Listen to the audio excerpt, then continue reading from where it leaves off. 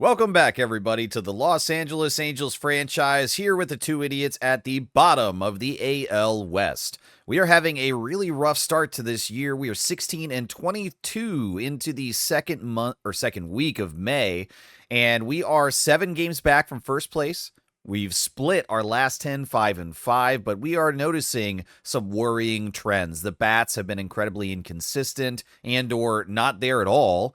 The pitching has seemed to develop a fourth inning curse where almost nobody is able to get deeper into the game, and we're having to use our bullpen far too often to rely on them realistically. You cannot just continue to overwork these guys and expect them to do well, and right now they are not. So, as last place in the division would indicate, we've got some issues, and we need to sort them out. So what we're going to do is try to quick manage maybe a game or two. We don't quite know how many we're going to do yet. It's hard to tell how much is juiced in there before we can squeeze it, but we're going to try. So we're going to start here with Game 3 against the New York Yankees. We've split the series so far, 4-2, and then a 4-6 loss. So hopefully in Game 3 we can sort things out before Baltimore comes to town. We've got Daniel Espino on the mound versus Max Fried. Max looks like he's having a pretty rough start to the year as well. 5 losses, under 40 innings, only 24 strikeouts, and a near 6 ERA. Daniel Espino for us is doing worse in just about every metric. And yeah, it's going to be interesting, but hopefully we can identify where some of these trends are coming from or what situations are giving us more problems. So let's dive in and we'll see how this works. Let's go ahead and get this show on the road. We'll start with Espino on the mound, and he'll be facing Nico Horner, who sadly is a New York Yankee in this series. Yeah, that's definitely a sad thing to see. So let's treat him like a Yankee and don't treat him very well. And he'll ground out. Bellinger follows. Here comes a challenge. We got Big Judge at the plate.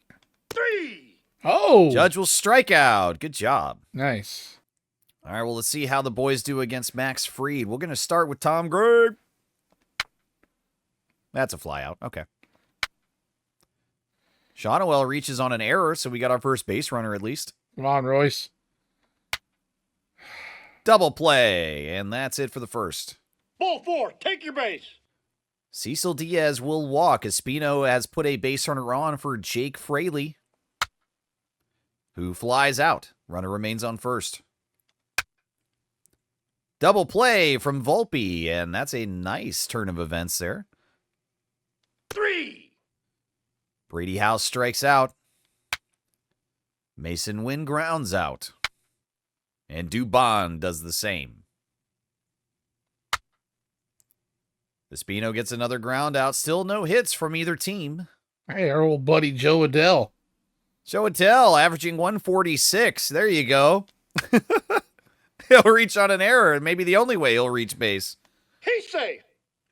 And, okay, he's going to steal second. I'll shut up. Wow. I didn't see that coming. Well, neither did the pitcher and catcher combo. Ground out from Peraza. Turns the lineup back over for Nico. Ball 4, take your base. And he will walk. 2 base runners on now. I think we should dive in and check on Espino. Top of the third with 2 outs, and we've got 2 base runners on. Neither of them earned, as Espino has walked 1 batter. Another one reached on an error. And the Yankees threatening the first run of the game here. Cody Bellinger at the plate, and that's 2 misses from Espino. Falling behind with runners in scoring positions, worrying. That is driven foul by Bellinger. 2-1. Bellinger swinging that big pink bat. Yeah. And that's in the dirt. Nearly buries it just under home plate. We're behind 3-1. He's being careful, but Aaron Judge is on deck, and that's not the guy you want to pitch. You'd rather get Bellinger right here. Fouled away to run the count full. Runners will be on the move now. Cue the Jaws theme. Come on, Espino. And that's a good one. A changeup on the outside edge. And 2 runners go down on the base paths. All right, that situation resolved. We move to the bottom of the third, and it's going to start with 7, 8, and 9. Dalton rushing. He will strike out. So Lawrence Butler trying to get over that 200 average hump. He will ground out. Not today. Now in the 9th spot, Travis Bazzana. Ball 4, take your base. He will walk, and he's got a decent set of wheels under him. 78 speed. He could steal something, but Tom Gregg will come back to the plate. And he'll line out. Contact is made, but no good result for us. We move to the top of the 4th for Espino. Judge reaches on an error. That is 2 now for us and 3 total in the game, with the Yankees contributing 1. Jesus, we gotta keep those errors coming up. Fielder's choice will take Judge out at 2nd, and Diaz is at 1st. Fraley scores an RBI double, and he's in scoring position now with only 1 out for Anthony Volpe. So we've let in the first run, and now with the runner in danger in scoring position, Volpe steps to the plate. That's in the dirt. I've seen a couple of those now from Espino, so could be the control, could be nerves. Hard to pinpoint, but 53 pitches, I can pretty confidently say it's not fatigue. He seems to throw a lot of pitches low. Like that other at bat, he threw like 3 balls, all missing at the bottom. Yeah, Ball 3. that's another bad miss inside. 3-0. Hey. Gets the call. That could have gone either way, though. Yeah, it was one of those 50-50s. 3-1 against Volpe. That one catches a lot of the plate and it's fouled away. Full count. Espino delivering. That's ball Bad. 4. Slider misses way inside and he walks Volpe. Yeah, that slider didn't slide at all. No. Ball, that's inside. Four-seamer misses inside. And yet another ball from Espino. Okay, Wells will foul that one off down the 3rd baseline to even at 1-1. But yeah, I don't know. Something's up with the control or the location for Espino. He might be trying to hit certain spots and just getting too much movement or not releasing at the right time, but whether it's by choice or by accident, he can't really seem to hit it.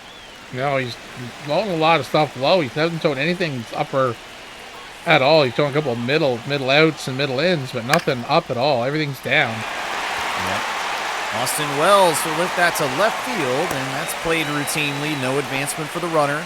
So Espino is about to get out of this if he can get over Joe Adell.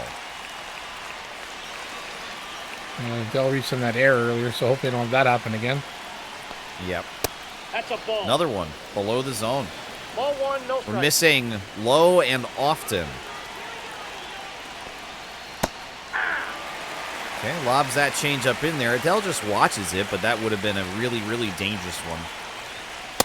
That misses way above the zone, but Adell gifts us with a swing and miss whiff. It's 1-2. 2 balls, 2 Far strikes. outside. Went too far to chase. Yeah, not competitive. It's a waste of a pitch right there. 2-2. Hey. And we get the call on the curveball. It just barely drops in there. Espino gets out of it. So Espino got out of that situation, but we're seeing a lot of control issues right now. The Yankees have still only managed to get 1 hit off of him. So it's not bad results on paper, you know what I mean? If we just look at the box score to this point, other than the walks, he's doing fine as far as we could tell. But this is why we wanted to quick manage, so we can jump in and we can see, and now clearly identifying he can't put it in the correct spots right now. He's missing way below the zone. He's missing way too far outside or inside. It's all over the place. He's scattershot on where these pitchers are going. Right now, he hasn't been burned very terribly because they've got 1 hit and 1 run. But to a competently hitting team, which right now in this simulation in year 3, the Yankees are not. They're only 2 games above us, but still under 500.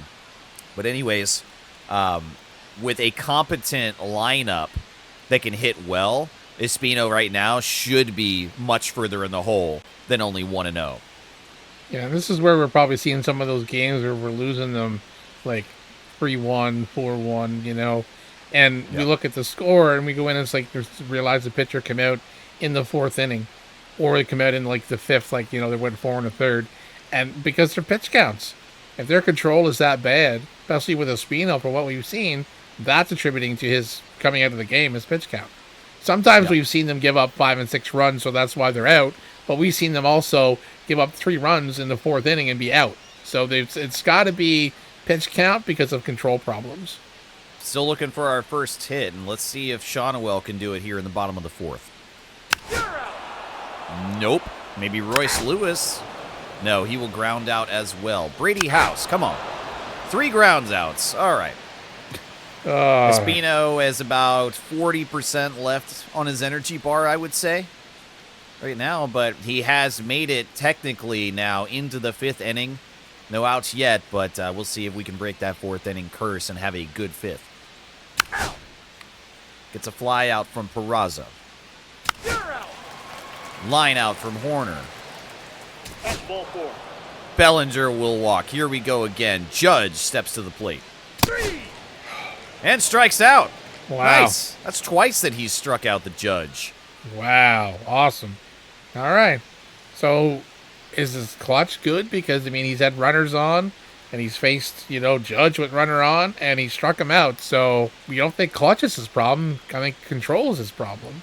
So looking at the attributes for Daniel Espino, his clutch and his control are both sitting at 62, which is fine.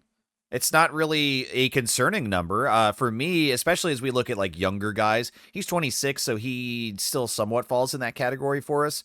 But we look at these younger guys as they're developing, and I try to get their fundamental numbers over 50 before I really start to like look at them closer. You know what I mean? Like if they're above 50, they should be competent enough. They're going to have some bad games, but they should also have some good games. So Espino's numbers being in the 60s here is not really a concerning point on paper, but if he can't produce the results that fit within that expectation of like 62, then we're going to have problems. And I think that's what's been happening. We're on a bad streak right now to where he's performing as if those numbers are more like in the 40s.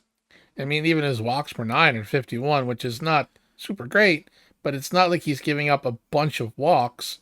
Some of those runners are beyond due to error, so we can't count everything against Espino. But yeah, his numbers state he should be a better pitcher than what he's currently at. So hopefully it's just a short blip in the radar for him and he starts picking it up. But man, I don't want to have to just look at trying to trade everybody away because they constantly suck. That just does not make a fun development case for any of our players.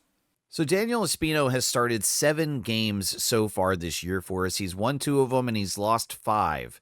Now, the last 2 starts have gone a lot better. He went 8 2/3 against Texas on April 27th, and then the most recent game on the 3rd was 7 2/3. Now, he allowed 2 earned runs there, 1 home run, but only 1 walk. But we look at the walk line there, and we've got 1, 1, 1, 2, 2. He's had the walks pretty much under control. So this game that we're watching right now, I think he's at what, 3? This is shaping up to be, I think, the worst walk day. If you scroll down, it might be since the first game of the year. Yeah. Yeah, against Houston, he walked 4, and then the Dodgers 3, but he's had it pretty much under control since then. So I'm actually a little shocked that his attributes for the walks per 9 is not increasing because he has done well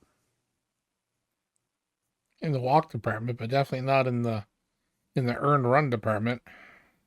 No, and that's been an issue, mainly I think the long ball. So he's got 8 home runs allowed, but if we look at the lines here, 2 of those games did not have any home runs. Let me see. Yeah, every other one had at least 1. So it's tough. The ERA is going to take a hit. It's at least a solo shot, but typically it's going to drive in more than 1, and it hurts. So it's going to take a long time for that ERA to come back down, but his only 2 quality starts of the year have been the very last 2 games that he's played.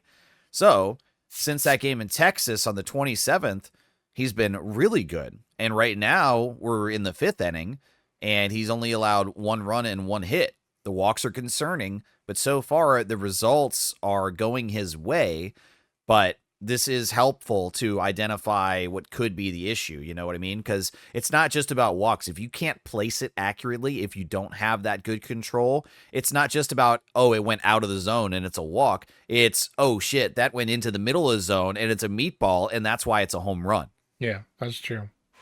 We're going to step in and watch the at-bat for Mason Wynn, who is a promising young player, but right now has really been struggling. He's averaging just over 200. I think it's at 216. Yeah, there it is. So something is just not clicking for him either, and I'm going to see if we can find out. He's behind pretty quickly against Max Fried, but remember, Fried has been pretty awful this year. As far as the stats go, barely misses. Strike 3 above the zone there. That's a good take. That was a ballsy take. Yes. And cannot take that one, correctly so, because that would have been right at the top of the zone. So it's 1-2 still. But yeah, Mason Wynn, one of those guys that we're like, hey, you may be doing a little bit better. We don't have expectations in the ceiling for you, but I'd like to get off of the ground. Can't hold back on the curveball. He tried. He correctly identified that was going to be a ball, but it was too late.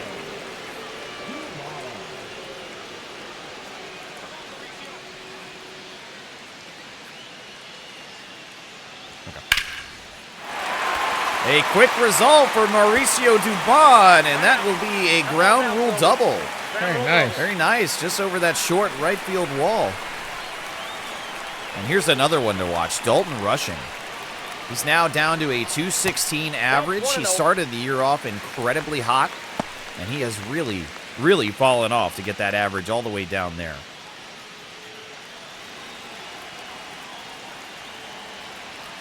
We don't expect all our hitters to be hitting 292 with 85 home runs. We're not unrealistic. But we have too many players that are Mendoza line candidates. Yeah. Barely misses outside. Great take by Rushing, who, the idea of a catcher at bat, I do feel like they should be better hitters overall, because they're so used to where the zone is, and in the particular game with the umpire. Oh! Dalton Rushing! He says, shut up on the commentary! This one's going to right field! Holy shit! Let's go! Okay, you got it, Dalton. That's home run number 5. And suddenly, we've got the lead on Max Fried and the New York Yankees. And speaking of someone who needs to pick it up, Lawrence Butler. Yep, just underneath that Mendoza line that we talked about, 199. Really struggling. An acceptable average for me right now. Wow, really good curveball there from Fried. An acceptable average for guys like Rushing and Butler. These guys, Mason Wynn, I would say, probably in the low, I would take 240 and be like, it's not great, but it's contributing. I know they'll get on base. Some of these guys are quick, like Lawrence Butler. It's beneficial to get them on base, even at a 240 clip.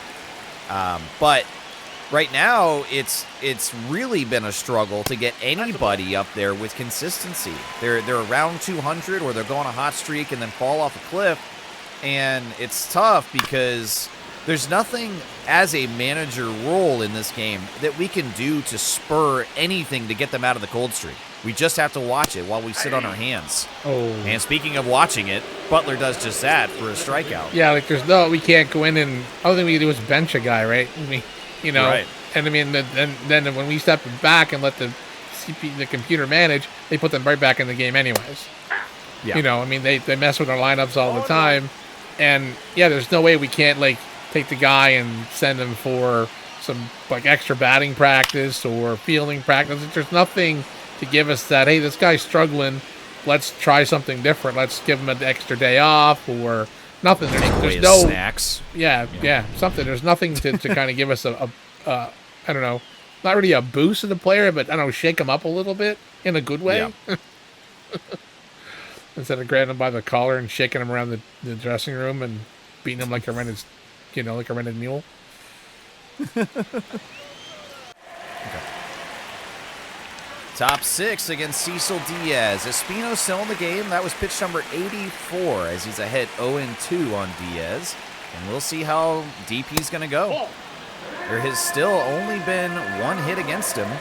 So aside from the concerning walks and the erratic control, he's been able to get good results. But Diaz now is going to have a leadoff single. Still only the second hit for the Yankees.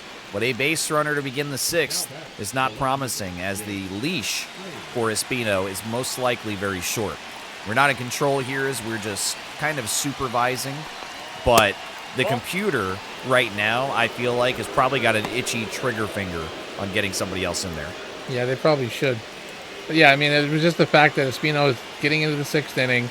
I mean, his last two starts have been well past the 4-inning curse. So maybe he's on a trend up, but it's still scary that we're only got one run right now. But he's been holding his own. Yep, and the Yankees have been helping him out by swinging at some garbage as well. Espino, like I said, has been all over the place, missing constantly on where he's trying to place these pitches, but the Yankees have been very friendly towards us in assisting on swinging and misses or bad contact. And yeah, okay, thanks. Jake Fraley, right center field. Yankees are back on top. Wow. That wasn't fun. And just like that, yeah, all of the air just immediately goes out. And that will spur the change for us. Hunter Gaddis is going to come in. 27 innings pitched with a 3.67 ERA. He has been pretty constantly good. Well, that was awful. And Hunter Gaddis comes in now. Nobody on the bases. It's going to be Anthony Volpe to start the sixth inning over, and we are now in the hole. 3. He will strike out, and then Austin Wells comes back around. He will fly out. Now Joe Adell for his third trip. Ball 4, take the base. And he will walk again. Doesn't seem to matter who gets on the mound. We are going to walk him. And Oswald Peraza, batting 160, now has a runner on base. And it's a fielder's choice out number 3. Max Fried stepping back out for the bottom of the sixth. His energy still above 50%. That's crazy. Stamina for days. You're out. Tom Gregg lines out. Sean Noel flies out. Come on, Lewis. Yep, that's a single. All right, we've got our third hit of the game, and Brady House now. Singles behind him. We've got 2 men on for Mason Wynn. We've got to jump in for this one. Well, we tried to have a highlight moment and check in on Mason Wynn, and here we go. A great opportunity. He immediately swings. It goes high, tracking towards foul territory. And yes, luckily for us, it is out there. 189 with runners in scoring is not very promising. Wow, that curveball was nasty, and it's 0-2 now against Wynn. Remember we just said Fried's energy was more than halfway still? Yep. That was pitch number 76. You're going to tell me that Max Fried can pitch 200 pitches here? What? He's double-fisting Geritol in the dugout. That's ridiculous. Ball 1. This is above the zone. 1-2. Let's go, Angels. Ball 2. Fried misses. This will be pitch number 80 with an even count. 2 out, 2 men on. Down by 1. 3-2. That's ball 3. The count goes full. Runners on the move. Lewis on second base has got decent speed. And Wynn cracks that. It goes to right field, tracking back his Judge, and he's got it. 2 men stranded. We're going to leave Hunter Gaddis in here on the top of the 7th to try to keep this train rolling and keep the game close. Nico Horner will single to lead it off. He will then steal second and put himself in scoring position with nobody out. The count is 1-2 on Bellinger. Let's get a strikeout, baby. Nope, we'll get a ground out, though, and Horner forced to stay on second base is a good result. Can we strike out Judge again? You're out. Nope, he will ground out, and Horner still remains firmly planted. Let's try it against Cecil Diaz. Single, and that's an RBI, and the Yankees now have doubled our score, 4-2. Fraley with another multiple RBI home run, his second of the game, and this game is now firmly out of control. Hunter Gaddis gets the final out on a strikeout to end the inning mercifully, and you got to think that's going to be his last batter that he faces. Will the Yankees leave in Max Fried? They will, and he'll get a fly out first against Dubon. Rushing will strike out this time. No home run blast from him to answer back. What about Lawrence Butler? Ground out. Limping to the finish line here. Now in the top of the 8th. Hunter Gaddis remains in the game and gives up a single to Austin Wells. You got to pull him now. Come on, computer. Nope, they leave him in there. He strikes out Adele. So, okay, 1 out.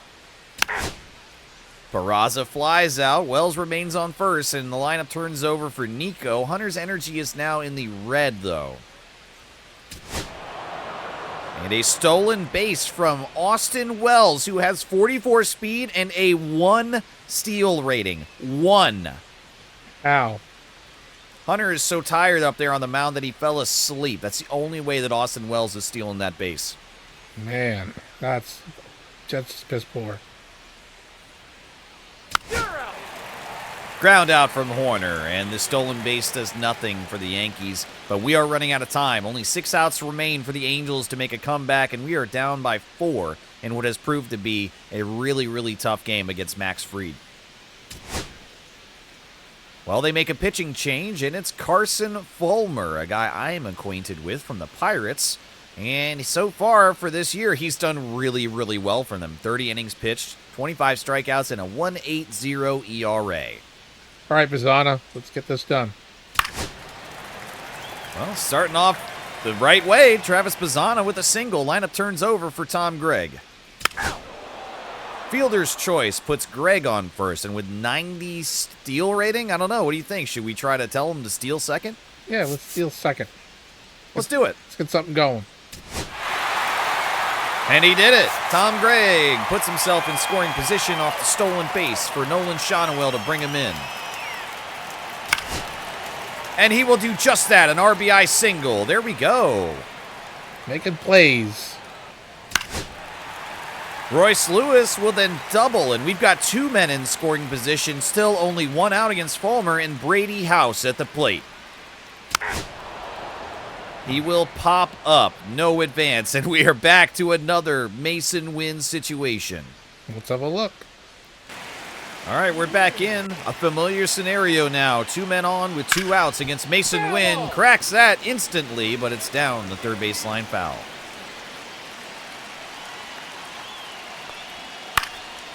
Mason Wynn will foul that one as well. Still searching for his first hit of the game. He's 0-3. No, he watches strike 3. The sinker inside, and the Yankees wiggle out of that. We make a pitching change to bring in Lucas Sims, and he's going to be facing 2, 3, and 4, Bellinger, Judge, and Diaz. Gets Bellinger to ground out. Judge will then fly out. Diaz with a single, and Jake Fraley steps back to the bat, or back to the plate, and he's already got 2 home runs today. Do not do it again. Should we walk him? Give him the air. Can we hit him? Give him the air. Give him the Aaron Judge treatment. Can we tell him to plunk him? Yeah, where's that option? I've had enough of him. Where's hit batter? Well, we'll walk him. Okay. I didn't say intentional either. That was all was all on Sims. All right. We get a ground out from Volpe, and that's 2 stranded, and we are in the bottom of the 9th now. Final chances, Dubon, rushing, Butler, due up. Yankees make a pitching change. They bring in Ian Hamilton off a short rest, I guess. He does not have full energy, but when they're up by 3, I guess they feel comfortable, and Hamilton has been good. Strikes out Dubon. Strikes out rushing. And Butler gets a solo shot to bring us 1 more closer. It's 6-4 now, and Travis Bazzana is the final batter. And he will get on base with a single for Tom Gregg, who represents the tying run now. He will also single. We got to hop in for Shonowell. The Angels in the bottom of the ninth with 2 outs and 2 men on says, I didn't hear no bell. We're not ready to go out just yet. Come on, Nolan. Watches that slider. That's strike 1. Tying run on first base. Fights away that sinker, but we're down to our final strike now. Shonowell with high clutch and high contact is a great guy to have. And here we go! A little blooper into left field. We're going to send that runner home, and we've scored. Shonowell with an RBI single. And this game is now really getting interesting. We scored twice on Ian Hamilton, and the Yankees will bring in Jake Cousins to finish the job. Royce Lewis. The tying run in scoring position. It's Tom Gregg, who's got good speed. And just barely foul down first baseline. That was close. Yeah. I'd love to see one of those Royce Lewis home runs that we've seen so often in the box score. Come on. This is below the zone. Count is 1-1. Great opportunity here. We could take the series also if we win today. This is exciting. This feels like a playoff game. Feels like there's actual stakes here, not just a random game in May. Whoa. Ooh, nearly beans him, but it's 3-1.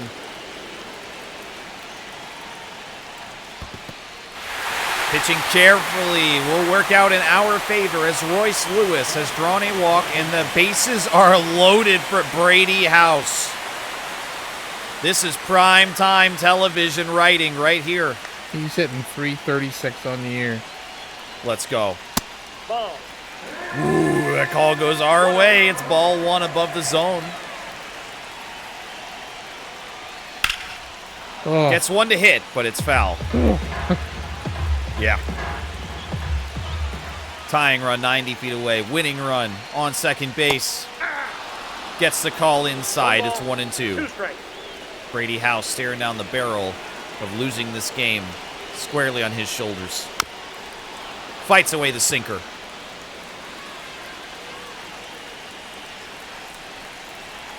Gotta lock in right here, Brady. Come on. Oh. He hits that so well, but the timing is off, so it's foul.